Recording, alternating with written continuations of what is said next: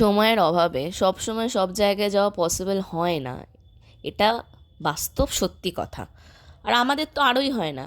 তাই মাকে সেদিনকে বললাম যে মা, যখন পসিবল হচ্ছে না, বাড়িতেই পিকনিকের মতো কিছু একটা বানিয়ে দাও না। মা দেখলাম অমনি রাজি হয়ে গেল। বেগুনি, ভেজ ডাল আর ভাত প্রথমেই নিয়ে নিয়েছিলাম।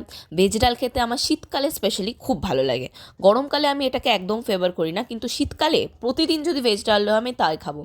এই চচ্চড়িটা খেতে এত সুন্দর হয়েছিল, লিটারালি বিয়েবাড়ির যে কোনো সবজিকে হার মানাবে।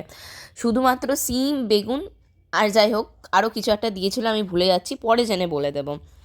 এরপরে নিয়ে নিয়েছিলাম হচ্ছে চিংড়ি মাছের মালাইকারিটা। উফ, কি দারুণ খেতে হয়েছিল। চিংড়ি মাছে আমার অ্যালার্জি আজীবন ছিল, ভবিষ্যতেও থাকবে, কিন্তু তবুও এই স্বাদ তো আর ছাড়া যায় না। এরপরে নিয়ে নিয়েছিলাম হচ্ছে কাতলা মাছটা। কাতলা মাছ ঠিক আছে, পিকনিকের জন্য খুব ভালো একটা ডিশ, আমি তাই এটা খেয়ে নিয়েছিলাম সোনামুখ করে। এরপরে শেষে আমি নিয়ে নিয়েছিলাম হচ্ছে এই আমের চাটনিটা। ওকে, ঠিক আছে, পরে একটা ব্লগ